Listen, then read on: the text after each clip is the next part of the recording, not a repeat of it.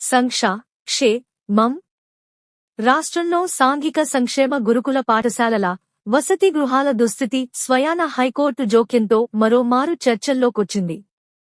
Welfare విద్యాలయాల్లో కనీస మాత్రంగానైనా సదుపాయాల్లేక సమస్యలతో కునారిల్లుతున్నాయని విద్యార్థులు, విద్యార్థి సంఘాలు, తల్లిదండ్రులు తరచూ ఆందోళన చెందుతున్నా ప్రభుత్వంలో చలనం లేదు.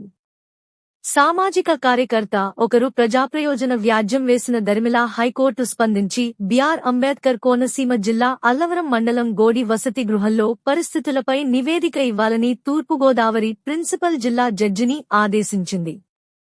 విచారణ జరిపి హైకోర్టుకు పంపిన నివేదికలో పేర్కొన్న దారుణాలు హైకోర్టునే దిగ్భ్రాంతి కలిగించాయి.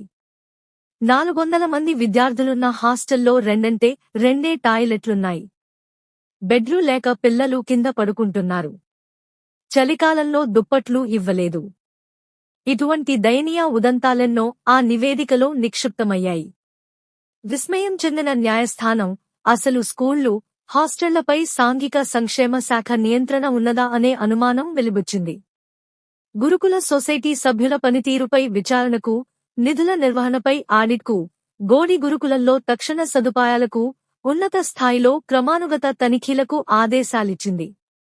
సంక్షేమానికి కేర్ ఆఫ్ అడ్రస్ తమ ప్రభుత్వమని ముఖ్యమంత్రి, మంత్రులు వల్లే వేయని క్షణం లేదు.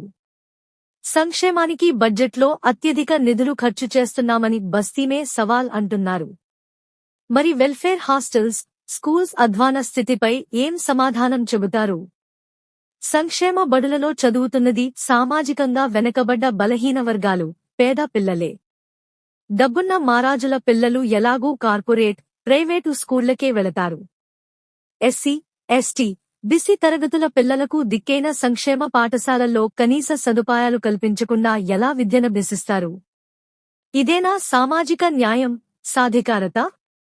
అంతర్జాతీయ ప్రమాణాలతో విద్య, ఆంగ్ల మాధ్యమం, జగన్మామ ఈ ఆశయాలు వెల్ఫేర్ స్కూళ్లను సంక్షోభంలోకి నెడితే సిద్ధిస్తాయా? ప్రస్తుతం అధికార వైసీపీ రాష్ట్ర వ్యాప్తంగా సామాజిక సాధికార బస్సు యాత్ర నిర్వహిస్తోంది. వెల్ఫేర్ హాస్టళ్లను గాలికొదిలేశాక సామాజిక సాధికారత ఏ రకంగా నెలకొంటుందో ప్రభుత్వం సెలవిస్తే బాగుంటుంది. నవరత్నాల్లో కొన్ని పథకాలకు నగదు బదిలీలు చేసి, అదే ఎస్సీ, ఎస్టీ, బీసీ, మైనార్టీ, పేదల సంక్షేమం అనడం ప్రభుత్వ పాక్షిక దృష్టికోణం. సమాజంలో అన్ని విధాలుగా వివక్షకు గురవుతున్న తరగతుల వారు అభ్యున్నతి చెందాలంటే వారి విద్యకు తొలి ప్రాధాన్యమివ్వాలని యావత్ ప్రపంచం ఘోషిస్తోంది. సకల సౌకర్యాలతో వెల్ఫేర్ స్కూళ్లు ఏర్పాటు చేసినప్పుడే విద్య సాధ్యమవుతుంది.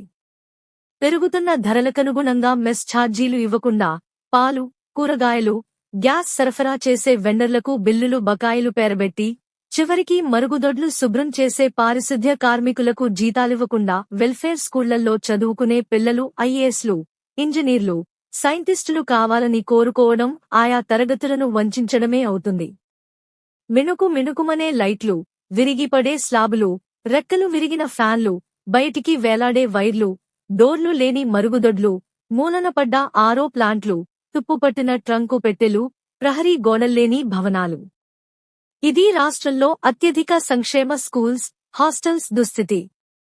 హైకోర్టు మొట్టికాయలతోనైనా సంక్షేమ పాఠశాలల స్థితిగతుల మెరుగుదలకు ప్రభుత్వం యుద్ధ ప్రాతిపదికన చర్యలు చేపట్టాలి.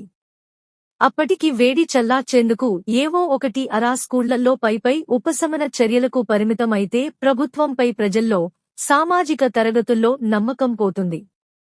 సర్కారు ఇప్పటికైనా మేల్కోవాలి.